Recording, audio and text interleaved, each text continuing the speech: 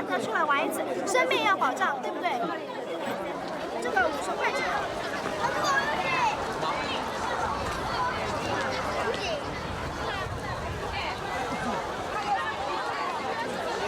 We mustn't go past the fence. It's very dangerous. Very dangerous. The wave could overflow and carry off the spectators.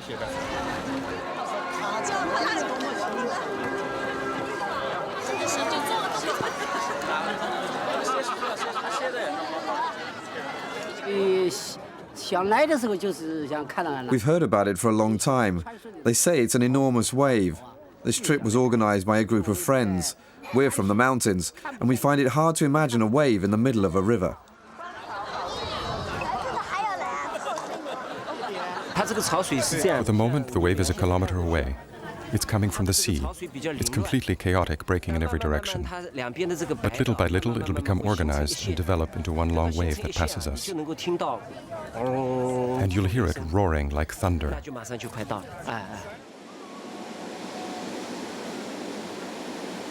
It's an encounter between one of the strangest events in nature and the shoreline population of the Qiantang River in eastern China. Each year, on the 15th day of the 8th month of the Chinese lunar calendar, around the end of September, it arrives, faithful like a surge of entrails from the sea. A boiling tumult of foam and mud churns from the river. Guanzhou, raging seawater, a tidal bore.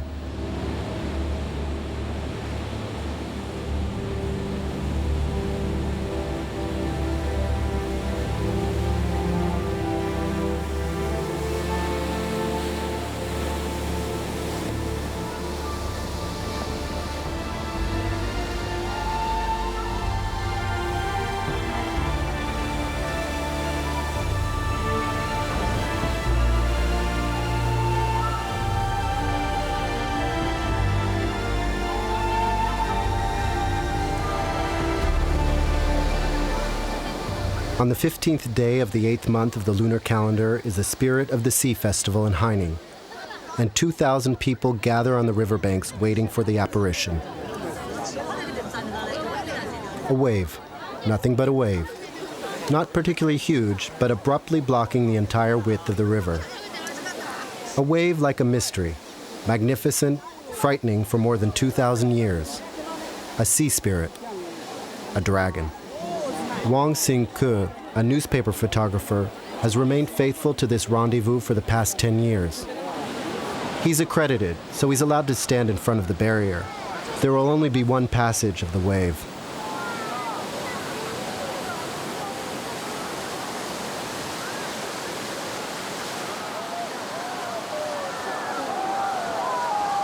And so, before the gathered crowd flowing along many kilometers, the tidal bore passes just once, and the tremor of water is a tremor that passes through us.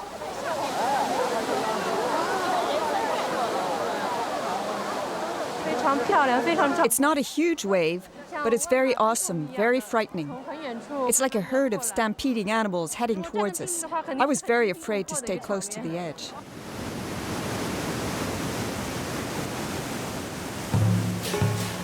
The spectators are right to be afraid, because sometimes the tidal bore gets very angry.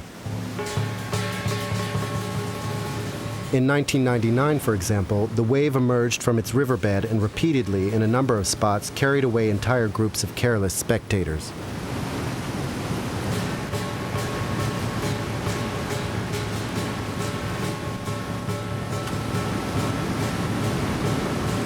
This man was rescued.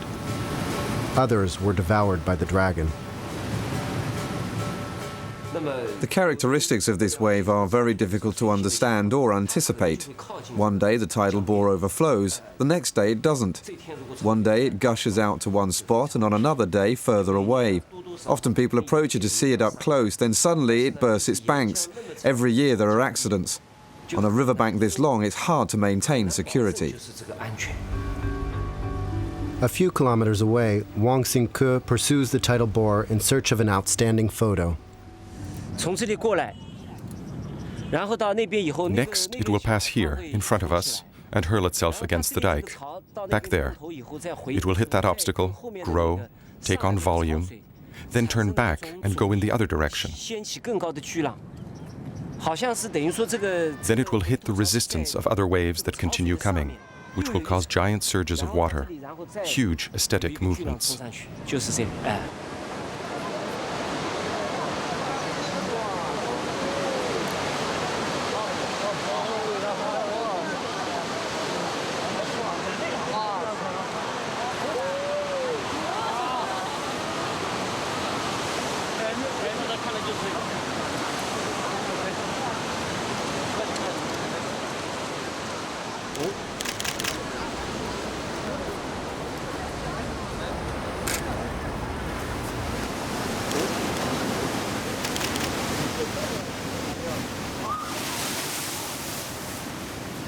A very long time ago, people thought the tidal bore was some kind of sea spirit that showed its anger by wreaking havoc. To calm it, we prayed and made a lot of sacrifices. There are a lot of ceremonies and sacrifices. That is why there are so many temples to the sea spirit in our region.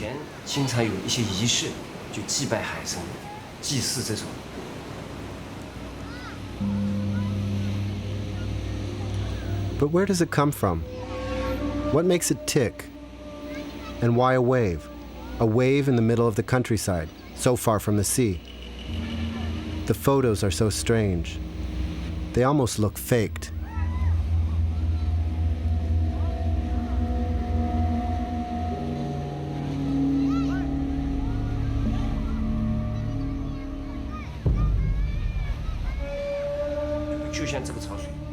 When my photos of the tidal bore are published in the papers, everyone rushes to the riverbank, the public and other media.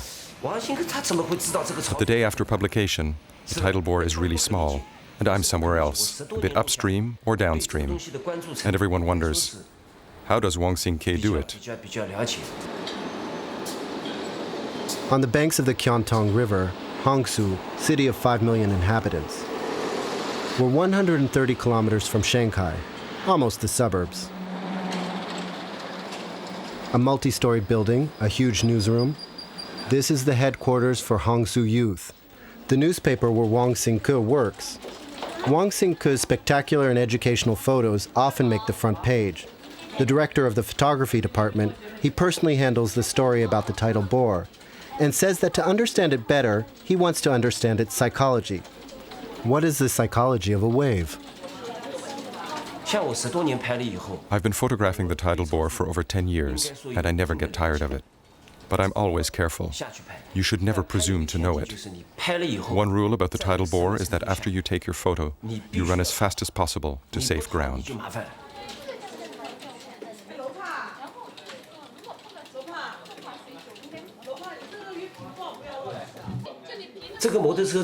Look at this photo.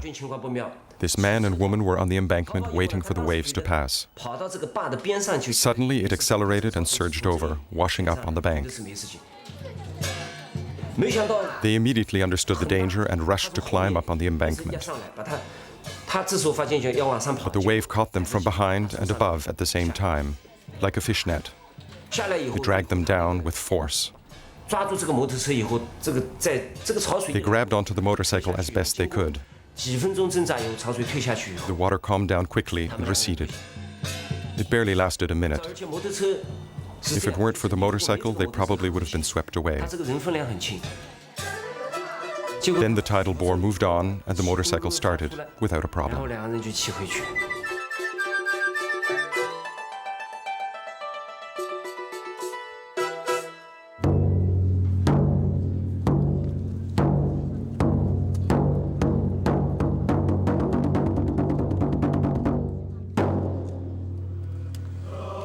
Return to Haining, next to Hangzhou, where the Spirit of the Sea Festival lasts for 3 days. 3 days of costume spectacles, with soldiers, dancers, and high priests alternating with the passage of the wave once a day. The crowd moves from the embankment to the temple, then returns to the river.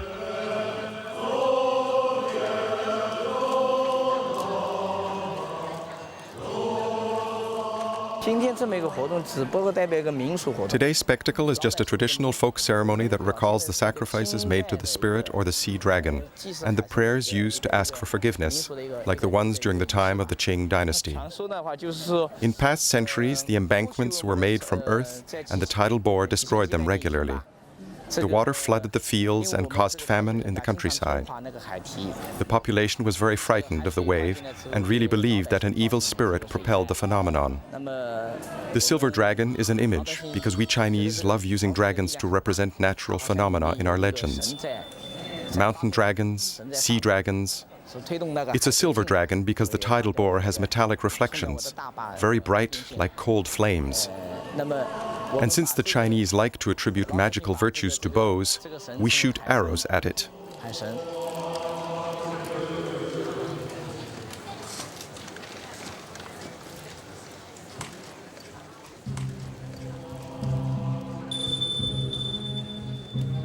While a sort of priest asks clemency of the spirits of the sea, off the coast, 2 hours before its passage in front of the crowds, guanso starts to form.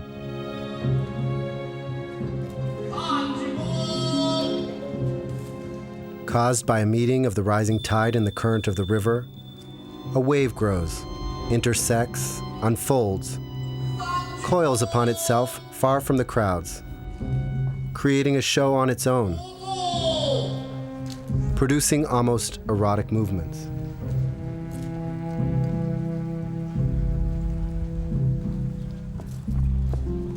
Brushstrokes that can only be seen from the sky.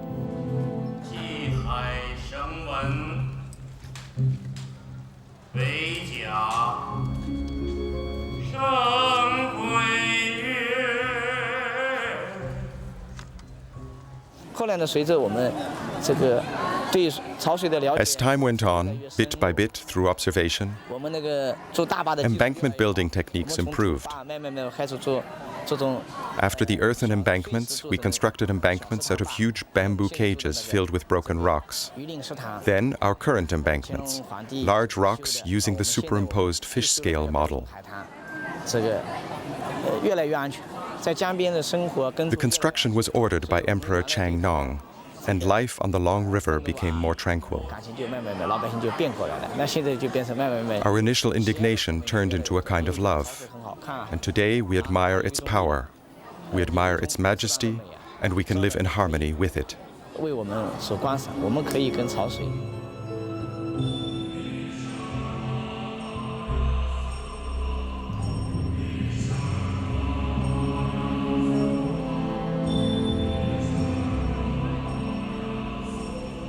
The tidal bore continues its advance, improvising more unique movements, which no aquatic phenomenon anywhere can imitate. It's a dance. It's an embrace. In fact, no words can describe it. It's beautiful.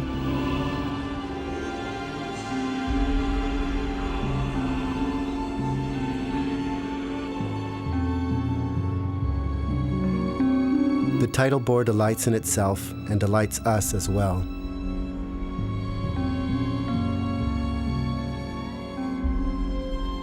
In the Temple of the Sea Spirits, 3 statues are prominent. The spirit of the sea itself, half mythical character, half dragon. At his side, Wu Zixu, a high dignitary who lived during the spring and autumn period, during the time of the warring states. Betrayed and murdered, his body was tossed into the river, and it is his spirit, filled with resentment, which manifests in the tidal bore. The third statue in the temple is Qiantang, an emperor during the 5 dynasties and 10 kingdoms period. He was one of the first to order the construction of a strong embankment.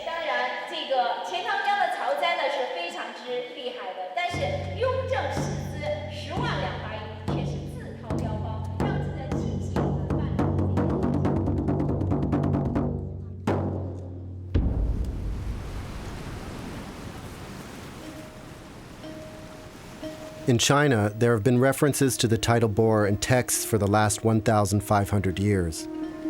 It is depicted in paintings, drawings, and poetry. which both praise or shower it with insults. Like rainbows, volcanic eruptions, or lightning, it has been considered an inexplicable and hostile natural phenomenon. It has spread despair and was shot at with arrows to try to tame its furor.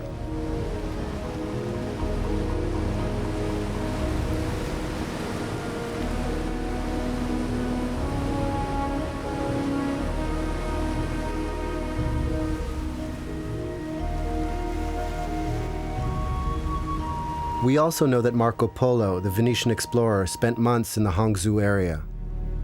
During his voyage at the end of the 13th century, nowhere does he mention this wave. And those who cast the veracity of his voyage in doubt used this omission as proof that it was a hoax. How? How could he have missed it? How is it that his memoirs, the Book of Wonders, could neglect to mention it?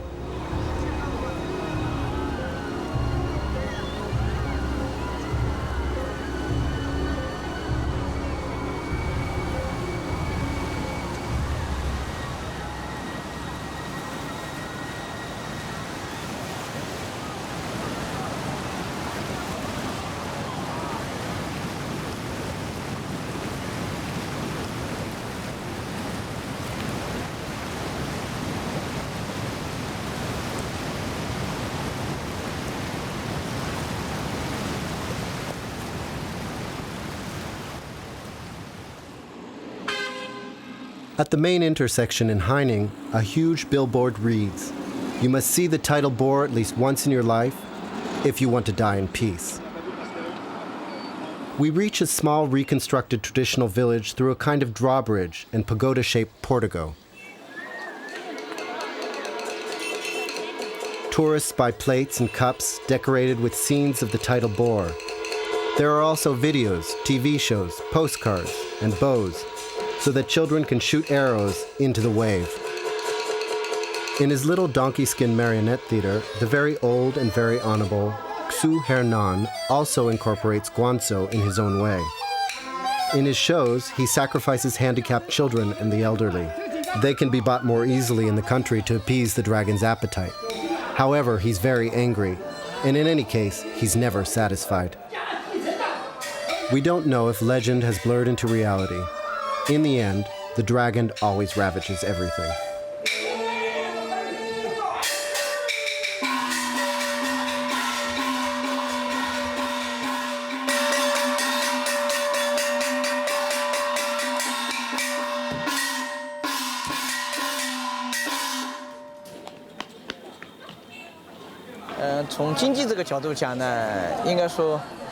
Today, the tidal bore has an important economic influence. It attracts more and more people. Tourists come from far away. In China, everyone knows that there's a magic wave in Haining, a wave that you have to see at least once in your life. It's tremendous publicity for our region. We are even inspired by its character, its strength, and its spirit that provides us with a model for a new state of mind. We must push forward like the tidal bore, courageously. It has become an example for us to follow.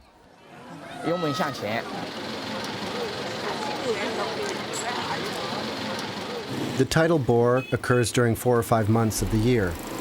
But a large tidal range combined with a shallow river create the most beautiful waves in September and October.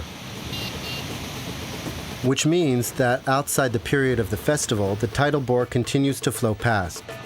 However, security is relaxed, and the favorite pastime on the shores of the Qiantang is to race the wave. Taxis are rented, people pile onto delivery tricycles or motorcycles, and at 40 kilometers an hour, they accompany the wave for as long as possible. Participants can follow the wave along the embankment for almost 20 kilometers. During the emperor's time, the same practice was done, but on horseback.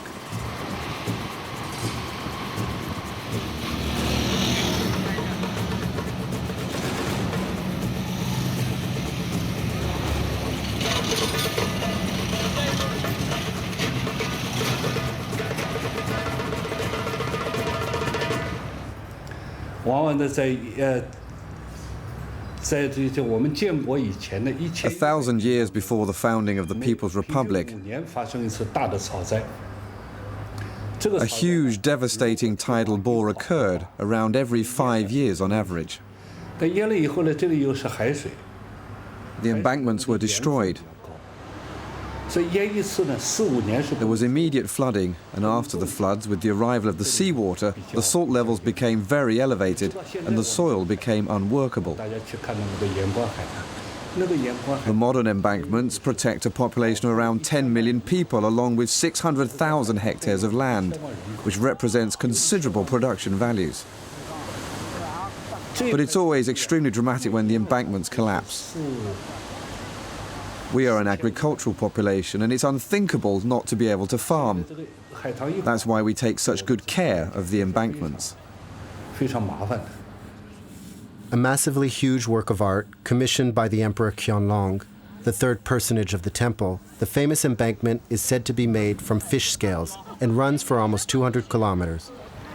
It is said that the embankments were as great a construction challenge as the Great Wall of China. Successively improved and reinforced, it has been visited by every Chinese head of state and has been constructed by thousands of workers.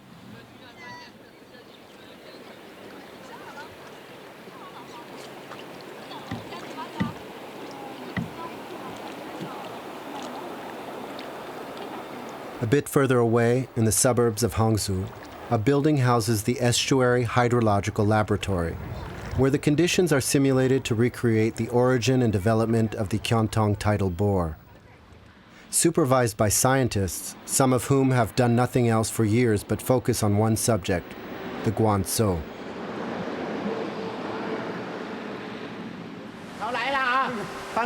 Look, there's the tidal bore. The technician just triggered it. Even scaled down, the phenomenon is quite apparent. Its height, its speed are clear. We can measure the pressure. Look how it moves against the current. Now it's rebounding back, after crashing into the back of the simulator, like the tidal bore crashes into the embankments or construction.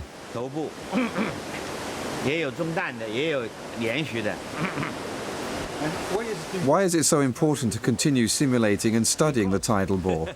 Because the action to the dike. Because its effect on the embankment is very important and it never stops. 7 tons. The pressure is 7 tons per square meter. It's enormous.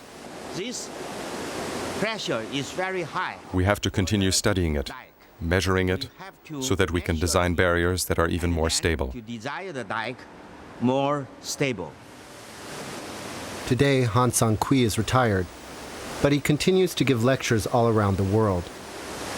For 50 years, along with his colleagues, he has studied methods to protect bridges and works of art from the tidal bore.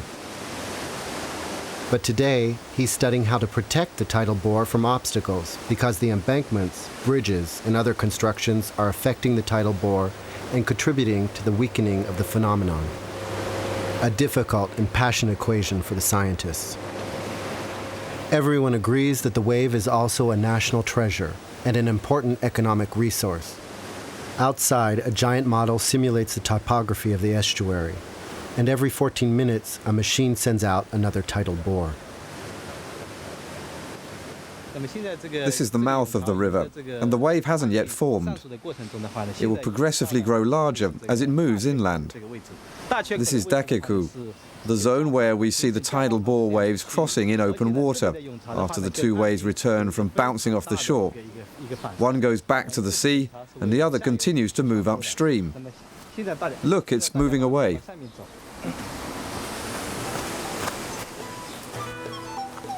Dr. Zheng Zhong accompanies the wave upstream, jogging alongside the model of the river.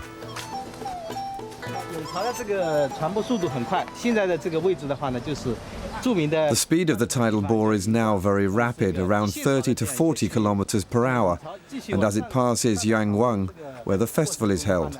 It's when the tidal bore is lined up that it can reach heights ranging from 1 meter to 4.5 meters. Now it's arriving at Liaoyangkang, where it will bounce off the embankment violently. Look, a part of the tidal bore is moving in the opposite direction and creating huge waves, while the other one continues on its way upstream. At this point, the tidal bore can reach a height of 8.5 meters.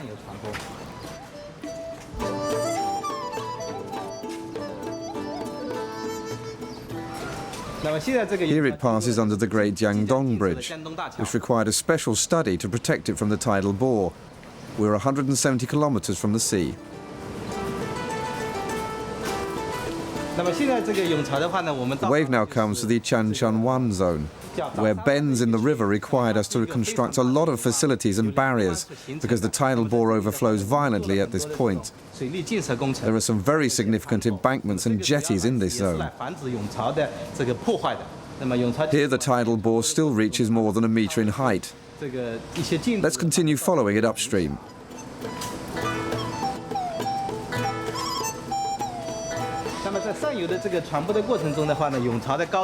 This is the site of the second bridge on the Qiantang River, with a highway running over it. The wave then continues approximately 40 kilometers upriver. It diminishes progressively and is no longer as majestic as it was downstream. A little further away again, the tidal bore disappears completely. After a few minutes in our model, the current starts to flow back downstream and a new tidal bore forms.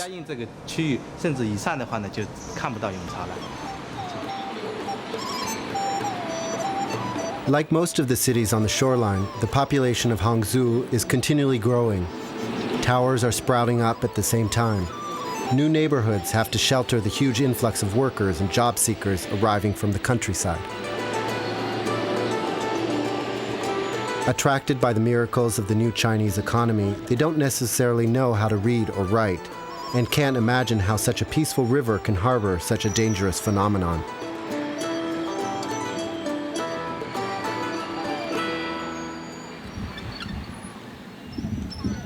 All along the river, signs and very explicit photos forbid swimming, showing the hours when the tidal bore makes its appearance, and recommending extreme caution. But you have to know how to read and write. And how can one believe this? How can someone who's never seen the sea imagine a wave here?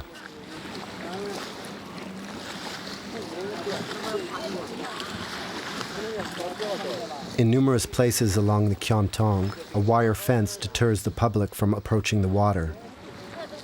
Authorities have deemed this area particularly dangerous, and workers continue to reinforce the barrier.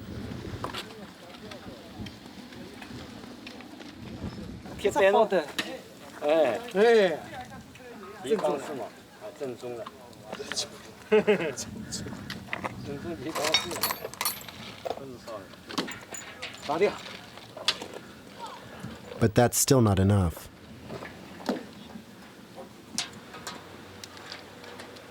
We met Yu Taikwan. He's one of the Chinese men who left the countryside or small villages in search of his fortune in Hangzhou. Manager of a company, his family stayed behind in his native region, and his son visited him from time to time for a weekend or holiday.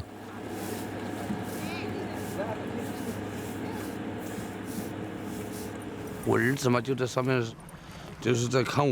was swimming with my cousin at this spot. My son remained on the jetty to keep an eye on our clothes, cell phones, and money. After a few minutes, an underlying current suddenly formed and we started to swim back to the riverbank.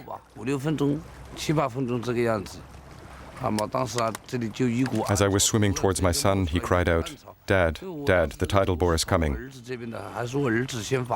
I didn't have time to get back. The first wave pulled me directly to the bottom, crushing me. I grabbed on the crevices on the jetty as my legs were suddenly dragged upwards. It was as if someone was pulling on me with all their strength. Another whirlpool wrenched me from the bottom and almost shot me into the air. I noticed a small boat next to me, and I was able to grab on and climb in. I helped a number of people grab on and climb on board. People who didn't know how to swim, people who were drowning. After saving 4 people, I thought about my son on the jetty, and I called to him. No one answered.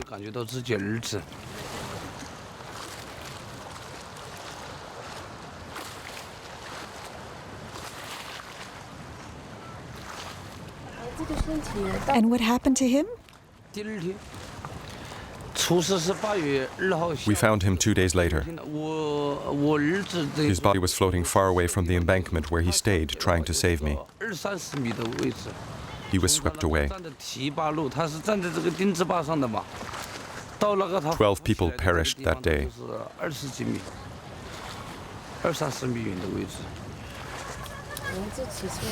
He was 16 years old.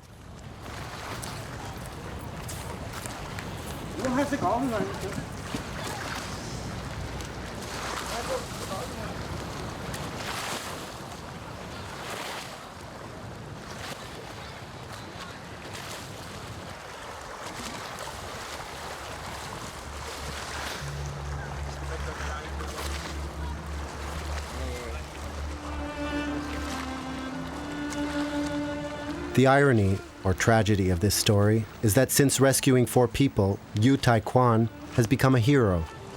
Hero and victim of the tidal bore. Invited everywhere to talk of his adventure, he willingly speaks of the wave that carried his son away, so that people will know. He wants to warn others to continue living and to try to understand. But can anyone understand the dragon?